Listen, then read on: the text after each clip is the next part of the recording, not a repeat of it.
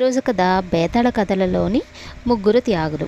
పట్టువదలని విక్రమార్కుడు చెట్టు వద్దకు తిరిగి వెళ్ళి చెట్టుపై నుంచి శవాన్ని దించి భుజాన్ని వేసుకొని ఎప్పట్లాగే మౌనంగా శ్మశానం కేసి నడవసాగాడు. అప్పుడు శవంలోని బేతాళుడు, రాజా, ఒక దేశానికి పరిపాలకుడవయ్యి సర్వ సంపదలతో తొలతూగే నువ్వు ఇంత రాత్రి వేళ భీతిగొలిపే ఈ శ్మశానంలో తిరిగాడుతూ ఉండటం చూస్తే నాకు చాలా ఆశ్చర్యంగా ఉంది. దాంతోపాటు ఎన్నో అనుమానాలు కూడా కారణమవుతుంది. రాజైన వాడు శత్రువుల నుంచే కాక కపటులైన మిత్రులు, మృత్యుల నుంచి కూడా తనను తాను రక్షించుకునేందుకు అప్రమత్తుగా ఉండాలని నా ఉద్దేశం. తన ఆస్థానంలో పనిచేసే వారిలో ఎవరిని కూడా ప్రభుభక్తి పరాయణుడని అవివేకంగా నమ్మి తన రాజరికానికి ముప్పు కలిగించుకోరాదు. ఏమంటావు? రాజనీతి విషయంలో ఈ ప్రధాన సూత్రాన్ని విస్మరించి తన ఆస్థాన గూఢచారి కోసం తన ప్రాణాన్నే పణంగా పెట్టబోయిన రాజు చంద్రసేనుడి కథ చెప్తాను వినుమరి. పూర్వం శరశ్చంద్రిక రాజ్యం రాజు చంద్రసేనుడి దగ్గర శివదత్తుడనే ఒకడు గూఢచారిగా ఉండేవాడు. చెప్పిన పనిని సాధించడంలో తన ప్రాణాన్ని సైతం లెక్క చేయని శివదత్తుడంటే రాజుకు ఒక ప్రత్యేకమైన అభిమానం ఉండేది. శరశ్చంద్రిక రాజ్యానికి పొరుగు రాజ్యమైన మణిపుర రాజు ప్రచండు కొంతకాలంగా శరశ్చంద్రిక రాజ్యాన్ని ఆక్రమించాలనే దురాలోచనలో ఉన్నాడు. ఈ సంగతి చంద్రుడికి తెలిసింది. శత్రువు తన మీద దాడి చేసే లోపలే తామే హఠాత్తుగా శత్రువు మీద దాడి చేయాలన్న ఆలోచన కలిగింది. చంద్రసేనుడికి ప్రచండుడి సైనిక వివరాలు, అతడి కోటలో ప్రవేశించడానికి ఏ మార్గం సుగమమో తెలుసుకోవడానికి ఒక గూఢచారి అవసరమయ్యాడు. ఆయన శివదత్తుణ్ణి గూఢచారిగా నియమించాడు. శివదత్తుడు ఒక సామాన్య పౌరుడి వేషంలో బయలుదేరి వెళ్ళి రహస్యంగా మణిపుర రాజ్యంలో ప్రవేశించాడు.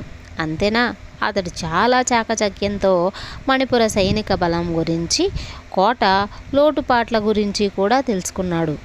అతడు తను తెలుసుకున్న సంగతులు సాధ్యమైనంత త్వరగా చంద్రసేనుడికి చెప్పాలన్న ఉత్సాహం కొద్దీ అరణ్యం గుడ్డ అడ్డదారి వెంట శరశ్చంద్రిక రాజధానికి బయలుదేరాడు. శివదత్తుడికి హఠాత్తుగా దారి పక్కన ఉన్న ఒక చెట్టు బోధకుడు చేరగిలా పడి కూర్చుని కునిపాట్లు పడుతున్న రాక్షసుడు ఒకడు కనపడ్డాడు. వాడిని చూసి నివ్వెరిపోయిన శివదత్తుడు గబగబా ముందుకు పరిగెత్తబోయేంతలో రాక్షసుడు కళ్ళు తెరిచి, ఆగు, నా నుంచి నువ్వు తప్పించుకొని పారిపోలేవు. ఈ ఉదయాన్నే ఈ అరణ్య ప్రాంతానికి వచ్చిన నాకు దొరికిన మొట్టమొదటి మనిషి నువ్వు. నిన్నెలా విడిచిపెడతాను అంటూ లేచి వచ్చి శివదత్తుని ఎడమ చేత్తో పట్టుకుని పైకెత్తేశాడు. శివదత్తుడు వణికిపోతూ, రాక్షస ఒక్క క్షణం ఆగు, నేను చెప్పబోయేది విను. నా పేరు శివదత్తుడు. చంద్రసేనుడు అనే మహారాజు వద్ద గూఢచారిగా పనిచేస్తున్నాను. శత్రురాజుకు సంబంధించిన ఒక ముఖ్యమైన సమాచారాన్ని సేకరించాను. అది మహారాజుకు త్వరగా అందచేయాలి. ఆ తర్వాత తిరిగి వచ్చి నీకు ఆహారం అవుతాను అన్నాడు. అందుకు రాక్షసుడు నవ్వి, ఒకసారి వదిలితే మళ్ళీ నువ్వు నాకు దొరుకుతావా?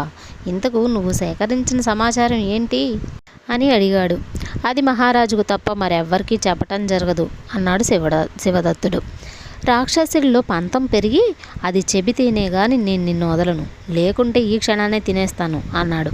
అలాగే చెయ్యి అన్నాడు శివదత్తుడు, కొంచెం కూడా తొణకకుండా పెనకకుండా. ఆ జవాబుకు రాక్షసుడు తుళ్ళిపడి, ఆహా, నిన్ను మెచ్చాను. రాజుకు చెప్పదలసిందేదో చెప్పి త్వరగా తిరిగిరా అన్నాడు. శివదత్తుడు రాక్షసుడికి కృతజ్ఞతలు చెప్పుకొని వేగంగా నగరానికి బయలుదేరాడు. రాజు చంద్రసేనుడికి మణిపుర రాజ్యంలో తను సేకరించిన వివరాలన్నీ చెప్పాడు. ఆ తర్వాత అక్కడి నుంచి వెళ్లేందుకు తొందరపడుతున్న శివదత్తుడిని కారణం ఏంటని రాజు అడిగాడు. ఇక శివదత్తుడు రాక్షసుని గురించి చెప్పి, మహారాజా, మిమ్మల్ని ఒకే ఒక కోరిక కోరుతాను. నా కుటుంబానికి ఏ లోటు లేకుండా చూడండి దయచేసి అని అక్కడి నుంచి బయలుదేరి అరణ్యానికి వెళ్ళిపోయాడు. శివదత్తుడి సత్యబుద్ధికి, ప్రభుభక్తికి పులకరించిపోయిన చంద్రసేనుడు మంత్రులకు రాజ్యానికి సంబంధించిన కొన్ని ముఖ్య విషయాలు చెప్పి శివదత్తుడికి తెలియకుండా అతన్ని అనుసరించి అరణ్యం చేరాడు.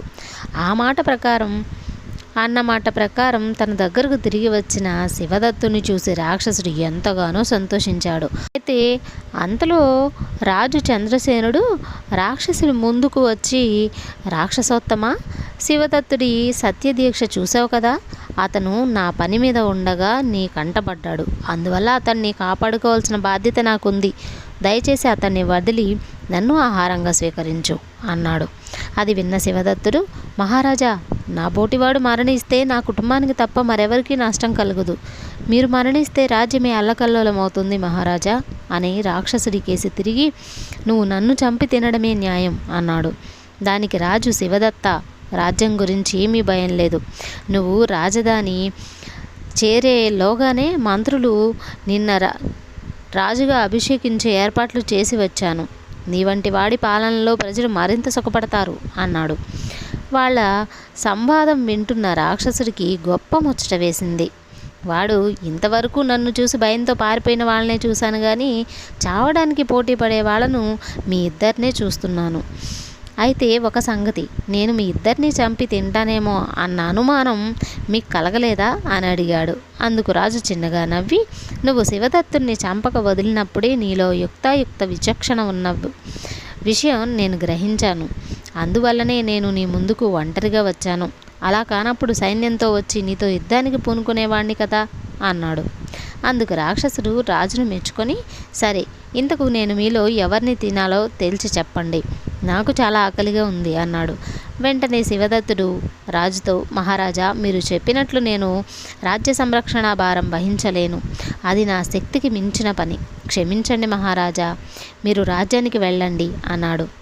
రాజు ఒక్క క్షణం ఆలోచించి రాక్షసుడితో, నువ్వు మాలో ఎవరిని ఆహారం చేసుకోవాలో తేల్చి చెప్పగలను, అయితే నువ్వు కాస్త ఓపిక పట్టాలి అన్నాడు. సరే, ఆహార విషయంలో ఎలాగో సర్దుకుంటాను, దాచక సంగతి ఏంటో తేల్చు అన్నాడు రాక్షసుడు. అయితే విను. శివదత్తుడు రాజధానికి వెళ్ళి సైన్యానికి నాయకత్వం వహించి మణిపూరి రాజు చంద్రుడి మీదకి యుద్ధానికి వెళతాడు. శివదత్తుడు ప్రచండుణ్ణి ఓడించగలిగితే అతడే నా రాజ్యానికి రాజు అవుతాడు. నేను నీకు ఆహారం అవుతాను. అలా కాని పక్షాన నేను నీకు ఆహారం అవుతాను అన్నాడు. ఇందుకు రాక్షసుడు సమ్మతించి, శివదత్త, నువ్వు మారు మాట్లాడకుండా పోయి రాజు చెప్పినట్లు చెయ్యి. నువ్వు తిరిగి వచ్చేంత వరకు రాజు నా దగ్గర బందీగా ఉంటాడు అన్నాడు. శివదత్తుడు రాజు చంద్రసేనుడు చెప్పినట్లు రాజధాని నగరం చేరి సైన్యంతో బయలుదేరిపోయి ప్రచండుడి కోటను ముట్టడించడం ప్రారంభించాడు. వారం రోజుల తర్వాత ప్రచండుడు శివదత్తుడి చేతిలో ఓడిపోయాడు. అతడు శత్రువును బందీని చేసి చెరసాలలో ఉంచాడు. తర్వాత శివదత్తుడు రాక్షసుడి దగ్గరకు తిరిగి వచ్చాడు. అతడి వెంట ఉన్న ఒక అందమైన యువతిని చూసి రాక్షసుడు, ఎవరి పిల్ల అని కుతూహలంగా అడిగాడు. అందుకు శివదత్తుడు, ఇద్దరిలో నేను ప్రచండుని ఓలించగలిగాను. ఈమె ప్రచండుడి కుమార్తె మందాకిని. ఆమె మా మహారాజును ప్రేమించింది. వివాహమాడితే శరశ్చంద్రికారాజునే వివాహమాడతానని ప్రతిన పూనింది అన్నాడు. ఈ జవాబుకు రాక్షసుడు ఆశ్చర్యపోతూ, అయితే ఇప్పుడేం చేద్దాం అని అడిగాడు. మహారాజు మీద ఎన్నో ఆశలు పెట్టుకున్నా ఈమెకు మనోవ్యధ కలిగించడం న్యాయం కాదు. మహారాజును వదిలి నన్ను ఆహారంగా తీసుకో అన్నాడు శివదత్తుడు. రాక్షసుడు రాజు చంద్రసేనుడితో, రాజా, విన్నావు కదా, నీవేమంటావు అని అడిగాడు. చంద్రసేనుడు అయిష్టంగా, నా ప్రమేయం లేని ఆమె ప్రేమకు నేనెలా బాధ్యుణ్ణి? నేను ముందే చెప్పిన విధంగా ప్రచండుణ్ణి ఓడించిన మరుక్షణం నుంచి శరశ్చంద్రికారాజు శివదత్తుడే. మందాకిని ప్రతిన పట్టింది శరశ్చంద్రికారాజునే వివాహమాడతానని కదా. ఆమెను శివదత్తుడు వివాహమాడితే సమస్య తీరిపోతుంది అన్నాడు. వెంటనే మందాకిని రాక్షసుడితో, రాక్షసోత్తమ, ఇదంతా నేను ఊహించనిది. నా దృష్టిలో శరశ్చంద్రిక రాజును వివాహమాడటం అంటే చంద్రసేన మహారాజును వివాహమాడటమే. మహారాజు ఆడిన మాట తప్పని సత్యసంధుడు. ఆయన అన్న ప్రకారం శివదత్తుణ్ణి విడిచి ఆయనతో పాటు నన్ను కూడా ఆహారం చేసుకో. మహారాజుతో ఎలానూ కలిసి జీవించలేను. కనీసం కలిసి మరణించే అవకాశాన్ని నాకు ఇవ్వు అన్నది. రాకుమారి మందాకిని మాటలు విన్న రాక్షసుడు నిర్గంతపోయి ఒక్క క్షణం తన ఎదుట ఉన్న ముగ్గురి కేసి పరీక్షగా చూశాడు. ఇంతవరకు నేను మనుషులందరూ శారీరకంగానే కాక మానసికంగా కూడా అత్యంత బలహీనలు అనుకునేవాడిని. స్వార్థం, పరపీడన, ఓర్వలేనితనం మూర్తీభవించిన అల్పజీవులు వాళ్ళు నాకు కనిపించేవాళ్ళు. ఇప్పుడు మీ ముగ్గురిని చూస్తుంటే ప్రభుభక్తి, మృత్యుడి పట్ల ఆదరణ, ప్రేమానురాగాలు మనిషిని ఎంత ఉన్నతుణ్ణి, దైవాంశం కలవాడిగా చేస్తుందో అర్థమైంది. ఇందువల్ల నేను తన రాజు కోసం ఆత్మార్పణకు సిద్ధపడిన శివదత్తుడి వంటి ప్రభుభక్తుని, పరాయణుణ్ణి, ఒక సేవకుడి రక్షణ కోరి ప్రాణాలివ్వడానికి వెనుకాడని రాజు చంద్రసేనుడి వంటి త్యాగనిరతుణ్ణి, ప్రేమించిన వాడి కోసం బలి కావడానికి కూడా సంసిద్ధురాలైన యువతిని, ఈ ముగ్గురిలో ఎవరిని చంపినా అది అతి హేయమైన కార్యం అవుతుంది. నేను సంతోషంగా మీ ముగ్గురిని విడిచిపెడుతున్నాను. వెళ్ళండి. ఈ క్షణమే ఈ అరణ్యాన్ని వదిలి దూరంగా వెళ్ళిపోండి అంటూ ఆకాశంలోకి ఎగిరి క్షణాల మీద దృశ్యమయ్యాడు. బేతాళుడి కథ చెప్పి రాజా, శివదత్తుడి ప్రవర్తన గురించి మనసులో నాకు కొన్ని సందేహాలున్నాయి. నిజంగానే అతడు అంత గొప్ప ప్రభుభక్తి పరాయణుడైతే ప్రచండుడి చేతిలో ఓడిపోయి ఉండవచ్చు. అప్పుడు రాజు చంద్రసేనుడు రాక్షసుడి ముందు వాగ్దానం చేసిన విధంగా శివదత్తుడు రాక్షసుడికి ఆహారమై ఉండేవాడు. కానీ అలా చేయక సర్వశక్తులు ఒడ్డి ప్రచండుణ్ణి ఓడించాడు శివదత్తుడు. రాజు రాక్షసుడితో అన్న ప్రకారం ఈ పరిస్థితిలో రాజు రాక్షసుడికి ఆహారమైపోవాలి. యుద్ధంలో గెలిచాక యువరాణి మందాకిని ప్రసక్తి వచ్చి ఉండకపోతే శివదత్తుడు రాజై చంద్రసేనుణ్ణి రాక్షసుడిగా ఆహారంగా వదిలిపోయేవాడే కదా. ఈ సందేహాలకు సమాధానం తెలిసి కూడా చెప్పకపోయావో నీ తల పగిలిపోతుంది. దానికి విక్రమార్కుడు, వీరుడు, ప్రభుభక్తి పరాయణుడైన వాడెప్పుడు తన క్షేమాన్నే కాక ముందు రాజ్యక్షేమాన్ని చూస్తాడు. ప్రచండుడి చేతిలో ఓడితే రాజ్య ప్రతిష్ట మంట కలుస్తుంది. అందువల్లనే శివదత్తుడు శత్రురాజును సర్వశక్తులు ఒడ్డి ప్రాణానికి తెగించి ఓడించాడు. అయితే ఇందువల్ల తన రాజు రాక్షసుడికి ఆహారం అయ్యే ప్రమాదం ఉన్న మాట నిజం. కానీ శివదత్తుడు అప్పటి వరకు రాక్షసుడి ప్రవర్తనను సూక్ష్మంగా పరీక్షించి అతడికి రాక్షసుడిలో అంతో ఇంతో దయాగుణం, యుక్తాయుక్త విచక్షణ జ్ఞానం ఉన్నట్లు గ్రహించాడు. అటువంటి వాడు కేవలం తన ఆకలి తీర్చుకునేందుకు ఎవరిని చంపడు. ఆ కారణంగానే శివదత్తుడు శత్రువును ఓడించేందుకు పూనుకున్నాడు. ఇవన్నీ పరిగణలోకి తీసుకున్నప్పుడు రాజు చంద్రసేనుడు తన భృత్యుడి ప్రభుభక్తి విషయంలో ఏమాత్రం పొరపాటు చేయలేదని రుజువైపోయింది అన్నాడు. రాజుకి ఈ విధంగా మౌనభంగం కలగగానే బేతాళుడు శవంతో సహా మాయమై తిరిగి చెట్టెక్కాడు. కథ సమాప్తం.